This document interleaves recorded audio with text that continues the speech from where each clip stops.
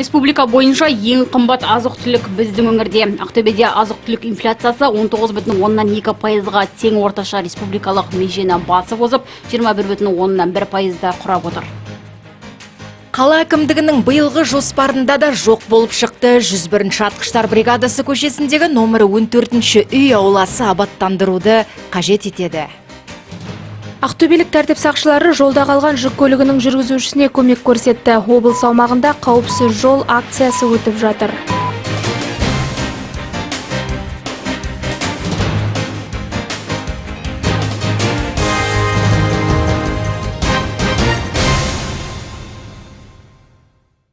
Армысыздар, эфирде кешкі жаңалықтар, студияда Салтанат Оңғар. Алдағы күндері облыс аумағында бұршақ жаууы ықтимал. Жел күшейіп, ауа температурасы айтарлықтай төмендеуі мүмкін. Синоптиктер алдағы 3 күнге арналған ауа райы болжамын жариялады. По городу области ожидается дожди с грозами. Алдағы 3 күнде облыс аумағы атмосфералық фронттардың ықпалында болады. Жауын-шашын, күн күркіреуі күтіледі. Облыстың солтүстік шығыс аудандарында бұршақ жаууы ықтимал. Батыс, солтүстік батыс желі күшейіп, екпіні секундына 15-20 метрге жетеді. Ауа температурасы түнде +15, +20 градус, күндіз 23-28 градус нөлден жоғары болады.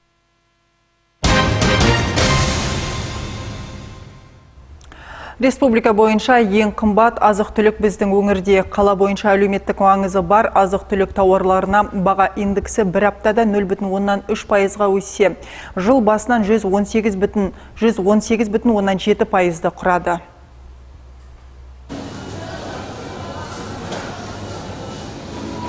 Соңғы 8 ай қатарынан елде ұн өнімдері мен жармалар бағасы көз ілеспес жылдамдықпен өсіп жатыр.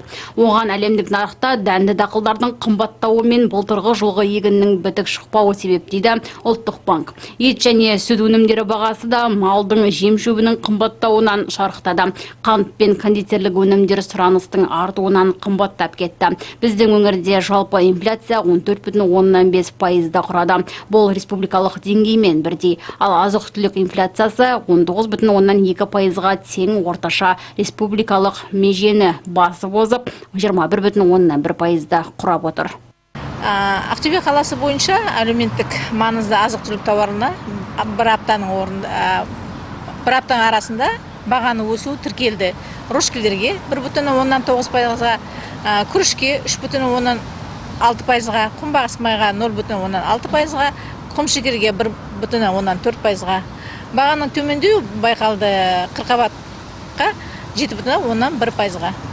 Бір апта ішінде макарон өнімдері 1,9%-ға, күріш 3,6%, күнбағыс майы 0,6%, құмшекер 1,4%-ға қымбаттаған.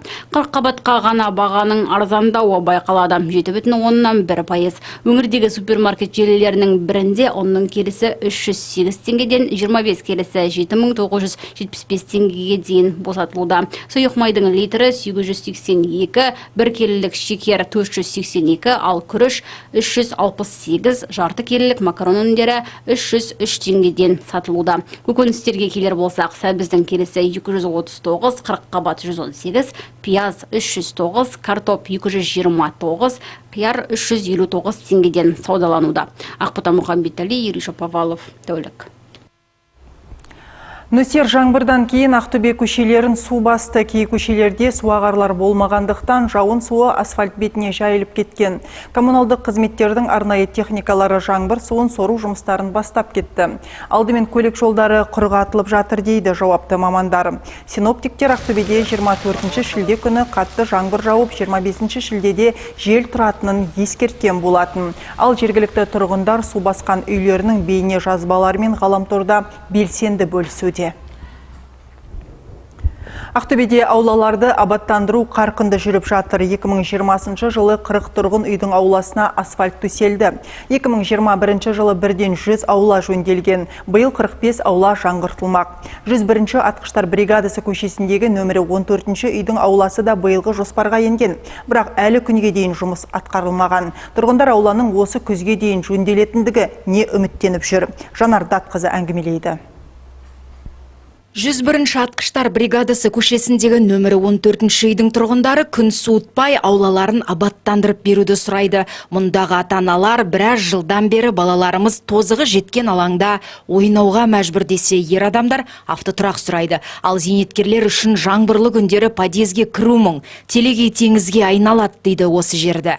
Былтыр келді, анау 8-ші микрорайонда, братья Жвановты, мына яқты, мына дворды істеді. Сосын бізге где-то август па сентябрьда келді, қар жауды, сосын жаңбыр жауды, сосын жарын деп кетіп қалды, істемей. Жарын келеміз істейміз деді. Ол жарында істеген жоқ, міне көріп тұрсыздар. Түсір қаласындар ғой енді. Сосын мынау я жүре алмаймыз, мына жерде жаңбыр болса, мына жерде өте алмаймыздар. Кіші балдар ойнай алмайды. Сол енді әкімдер обещание береді, кетеді. Мына жер қуыс болғасын көрінбейді вообще. Мен осы үйде келгелі бір ештеме істелген жоқ. Мына біздерде мына көктемде мына суға батып кетеміз. Мына су жаңбыр жауғанда көктемде мына жерге дейін кіріп кетеді су. Бізге дұрыстап асфальт істеп берсе, мына жерге міне көктем күні газ жүргізді, жолдарында дұрыстаған жоқ, шебен төсетті, жөніне кетіп қалды. Мына 2 жыл бұрын мына детский площадка қойды. Біздің балдарымыз совсем ойнай алмайды, потому что мына дворға барып ойнайды. Мына двордағыдай бізге качественный, жақсы бір балдар ойнайтын істеп берсе, сол бізге керегі. 10 қабатты тұрғын үй 1989 жылы салынған, 33 жылдан бері ауласы еш жөндеу көрмепті. Мұнда 160 отбасы тұрып жатыр. Аяқ астында тегіс асфальт, үлкен кісілер таза ауада демалып отыратын орын мен балаларға ойын алаңы қажет. Былтыр ғана осы маңға қала әкімі Асхат Шахаров келіп, 2022 жылы жөндеуден өтетін аулалардың тізімінде нөмірі 14-ші үйде бар екенін айтқан болатын. Енді мына жер қуыс қой, көрінбейді. Ешкім көрінбейді. Бұлай да өтеді, мына жер қуыс, ешкімге көрінбейді сәпсен. Енді мынау жаңа бүгінгі түнгі жауған жаңбыр. Енді мына жаз құтырым тіпті көбейіп кетеді. Көктемде, күзде, жоқ көктемде, күзде емес, қазір шамал күтте жаңбыр болса, мынау түнгі жаңбыр мынау. Ауыл көл болып жатыр, балдар бұлай да машинада жүре алмайды. Енді қиын, мынандай заманда, мынандай болған тіпті қиын. Шынында да көршілес аулалар абаттандырылған, ал нөмірі 14-ші үй назардан тыс қалған. Қала әкімдігі өкілдерінің айтуынша, бұл үйдің ауласын жөндеу биылғы жоспарда жоқ. Келер жылы ғана кірісеміз деп отыр. Биылғы таңға 22 жылға жоспар бойынша қалалық бюджеттен 341 миллион бөлінді. Ол 4 лотқа 4 тендер, 4 мекемеге тендер ойнаттық. Конкурсы 2 мекеменікі бітті, 2 мекеменікі абжалынды тұр, который 2 лот бойынша біткендер бойынша келешекте жұмыстарын бастап кетті. Мердігермен дворларды аралап, ол егер нақты айтатын болсақ, Петр микрорайон, Есет Батыр бойынша 21 дворды істейтін боламыз. Ол 21.925 квадрат метр.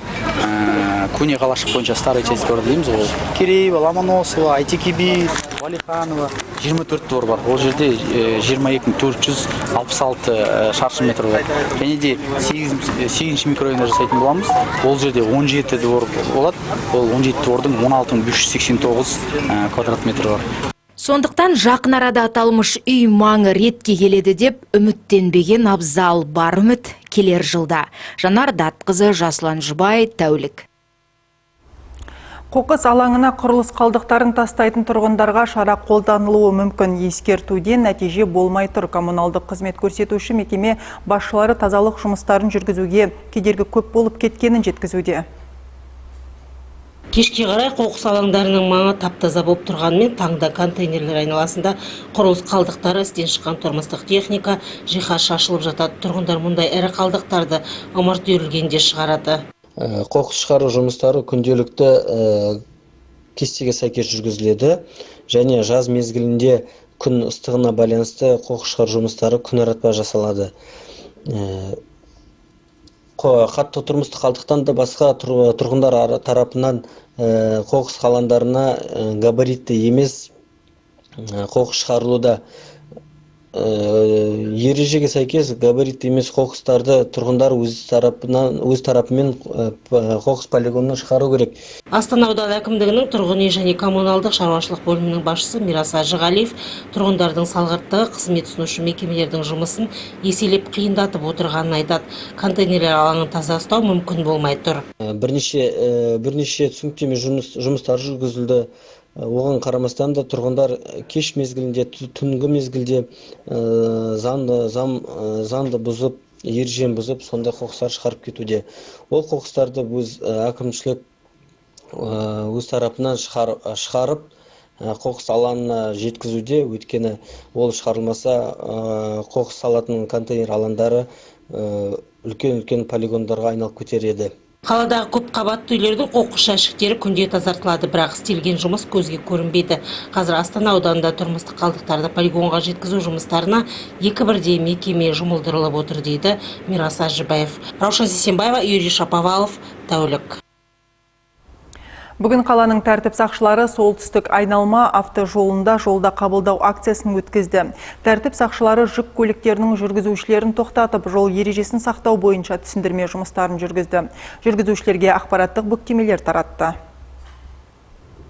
Шілденің 20 мен 31 аралығында облыс аумағында қауіпсіз жол жедел профилактикалық іс-шарасы өтуде. Осыған орай бүгін қалалық полиция басқармасының қызметкерлері жолда қабылдау акциясын өткізді. Мобильдік топ Исламбұлақ көлік тұрағында жүк көліктері жүргізушілерінің сауалдарына жауап беріп, жол ережесін сақтау бойынша түсіндірме жұмыстарын жүргізді. Жол оқиғаларын болдырмау және алдын алу мақсатында Исламбұлақ көліктер тұрағында мобильдік топтар мен жүргізушілерге жол ережесін түсіндіру жұмыстары, дәрігерлер жүргізушілердің денсаулықтарын тексеріп, егер денсаулықтарына шағым болған мезетте көмегін көрсетіп, арнайы ем беруде.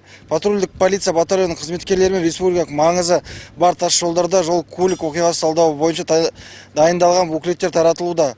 Осы қызметтің басты мақсаты әр жүргізушіге жол ережесінің қағидаларын қатаң сақтауды жеткізу. Сондай-ақ тәртіп сақшылары өткен түні жүк көлігі сынып жолда қалған алматылық азаматқа көмектесті. Мәскеуге бет алған Михаил Маношкин ақтөбелік полиция қызметкерлеріне қол ұшын созғаны үшін алғысын білдірді. Алматыдан Мәскеуге қарай бара жатырмын. Кеше түнде көлігім сынып осы тұраққа әрең жеттім. Бұл жерде Ақтөбенің полиция қызметкерлері көмектесті.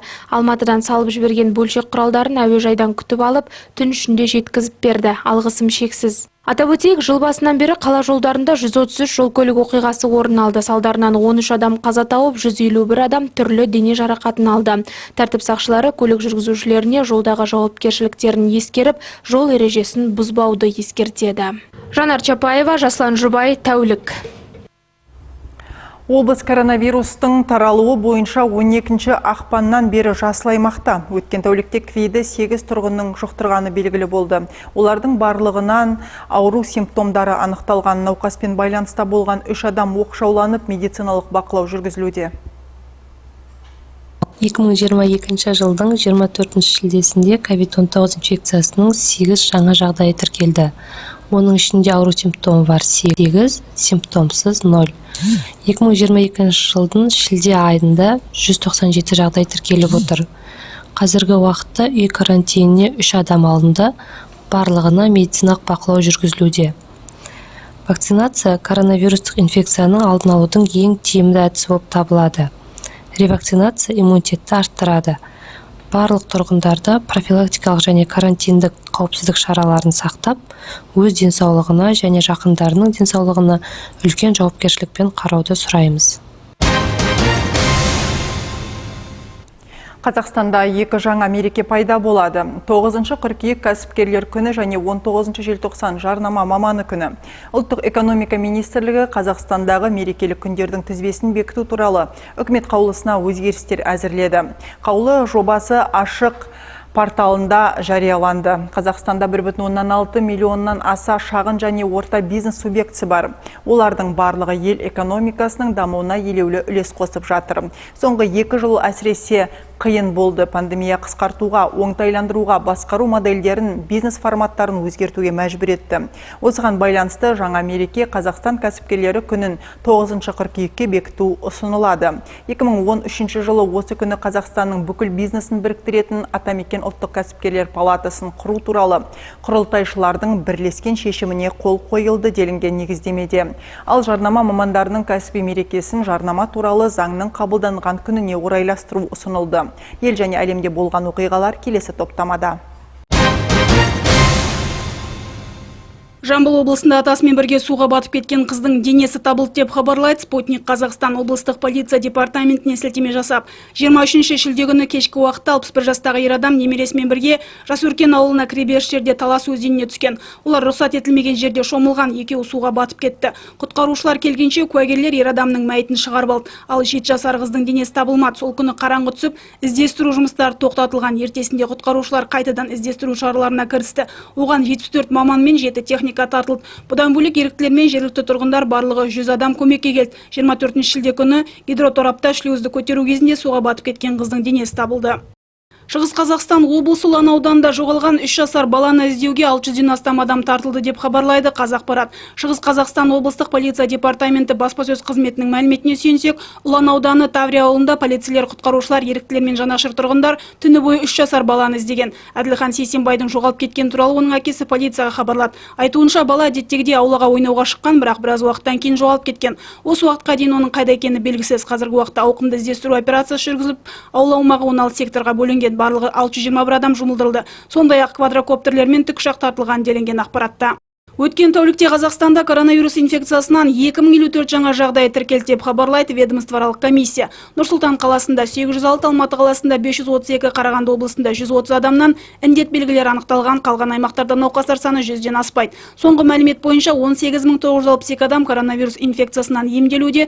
Олардың ішінде 1280 пациент стационарда, 17682 науқас амбулаториялық деңгейде ем қабылдауда. 32 адамның жағдайы ауыр, 7 пациенттің жағдайы өте ауыр болса, 5 науқас өкпені жасанды желдету аппаратында жатыр. Қазір қызыл аймақта ешқандай өңір жоқ, сары аймақта Нұр-Сұлтан қаласы орналасқан, қалғандары жасылда. Елімізде электросамокатпен қатынайтын адамның жолда жүру тәртібі айқындалады. Бұл туралы Қазақстан Республикасы Ішкі істер министрлігінің әкімшілік полиция комитеті төрағасының орынбасары Жандос Мұраталиев айтты деп хабарлайды Қазақпарат. 1 шілдеде электросамокаттарының техникалық сипаттамасын белгілейтін ұлттық стандарт күшіне енді.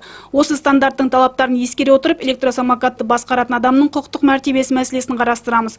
Сондай-ақ олардың жолда жүру тәртібін анықтаймыз деді. Ол Ішкі істер министрлігінің баспасөз қызметі алаңында өткен брифингте. Оның атап өтуінше, бұл түзетулер өрескел құқық бұзушыларға қатысты әкімшілік ықпал етудің тиімді шараларын қабылдауға мүмкіндік береді. Менің ойымша, бұл түзетулер сонымен қатар елдегі апат жағдайына оң әсер етеді, деді Жандос Мұраталиев. Қазақстан президенті Қасым-Жомарт Тоқаев Меккеде умра жасады деп хабарлайды президенттің баспасөз қызметі. Президент ерекше құрметке ие болды, ол қағбаның ішіне кірді. Оның есігі ерекше жағдайларда жоғары меймандарға ғана ашылады. Бұл Сауд Арабиясы басшылығының Қазақстан көшбасшысына деген құрметінің дәлелі болды делінген мемлекет басшысының баспасөз қызметінің хабарламасында. Еске салсақ, мемлекет басшысы Қасым-Жомарт Тоқаев 23 шілдеде Сауд Арабиясының королі Сальман бен Абделазиз Аль Саудтың шақыруымен Джидда қаласында ресми сапармен барды. Қасым-Жомарт Тоқаев король Салман бен Абделазиз Аль Саудты еліміздің жоғары мемлекеттік наградасы алтын қыран орденімен марапаттады. Оның Қазақстан мен Сауд Арабиясы арасындағы достық пен серіктестікті нығайтуға зор үлес қосқаны айтылды. Дәл қазір арнамызда шағын жарнамалық үзіліс, үзілістен соң көретін ақпараттар легіне назар аударыңыздар. Мектеп жәрмеңкесіне әлі ерте, ал ата-аналар балаларын сабаққа әзірлеуге кірісіп кеткен. 24 шілдеде еліміздің сауда саласындағы қызметкерлер кәсіби мерекелерін атап өтті. Ақтөбеде көтерме және бөлшек сауда саласында тіркелген кәсіпкерлер саны 28 мыңнан асады.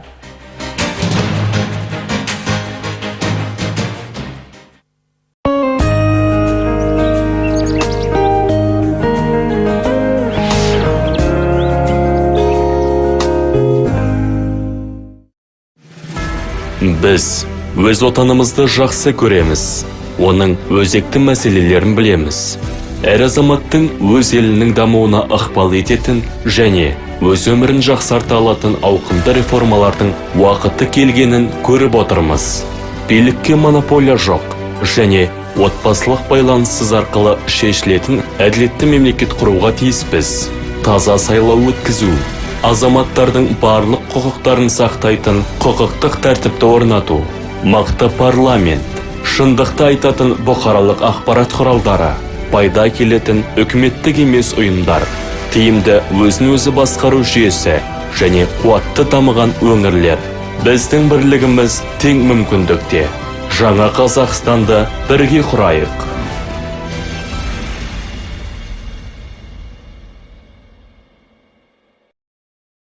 Қандай жиһазды қалайсыз? Шайлы, сәнді, сенімді.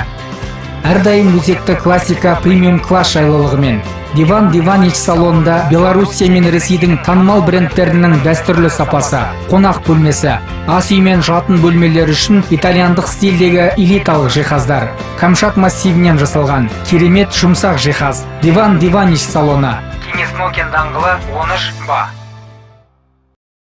Сіз бұлай әлі демалған емессіз. Зейнесат мейрамханасы армандар орындалатын нағыз жұмақ бақшасы. Мөлдір бұлақ, экзотикалық өсімдіктермен, жанды өнмен өрілген сарқырама ортасында керемет ас үй дәмін татыңыз. Қазақстандағы жалғыз таңғаларлық қысқы бақта, банкет, той, ұжымдық кеш, іскерлік кездесулер мен мерекелік кештер өткізіңіз. Зейнесат мейрамханасы кіру есігі ретро парк жағында.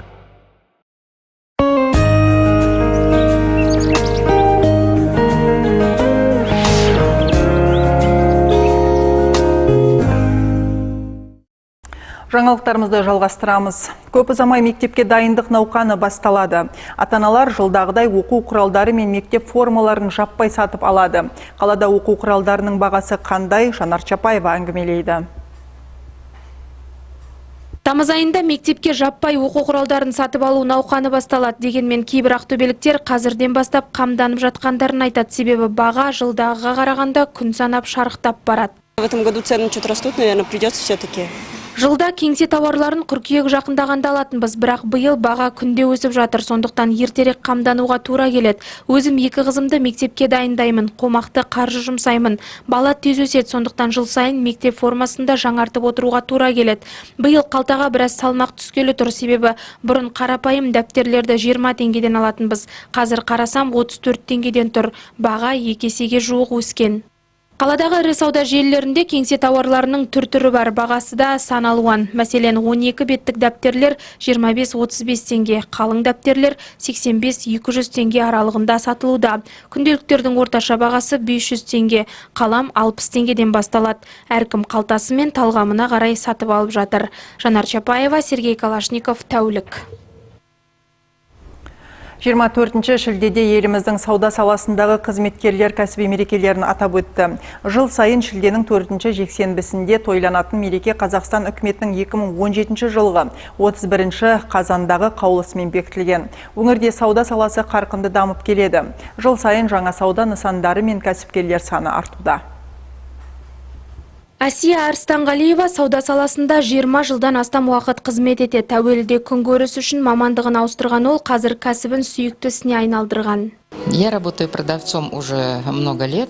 Сауда саласында жүргеніме көп жыл болды. 96 жылдардың басында зауыттар мен фабрикалар жабылып қалды. Қиын кездер болды. Бәріміз саудаға бет бұрдық. Содан бері тынбай еңбек етіп келем. Кәсібімді сүйемін. Саудагердің айтуынша заман талабына сай қазір тұтынушының талғамы мен талабы жоғары. Ақтөбеліктер жоғары талғаммен сәнді киінгенді ұнатады. Мы возим товар с Турции, иногда берем с Алматы. Тауарды Түркиядан, кейде Алматыдан әкелеміз. Қазір тұтынушылардың қояр талабы да, киім таңдаудағы талғамы да жоғары. Соған сай болуға тырысамыз. Бәрі де тауардың сәнді әрі сапалы болғанын ұнатады. Қазақстан Республикасы Сауда және интеграция министрлігінің мәліметінше, еліміздің сауда саласында шамамен 1,5 миллион адам жұмыс істейді. Бұл жалпы халықтың 8%, немесе әрбір 6-шы қазақстандық. Ал Ақтөбеде көтерме және бөлшек сауда саласында тіркелген кәсіпкерлер саны 28 мыңнан асады. Олардың басым бөлігі жеке кәсіпкерлер 78,4%-ды құрайды.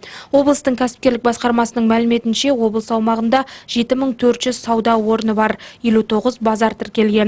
Оның 56-сы бөлшек сауда, 3-і көтерме сауда базары. Жанар Чапаева, Сергей Калашников, тәулік.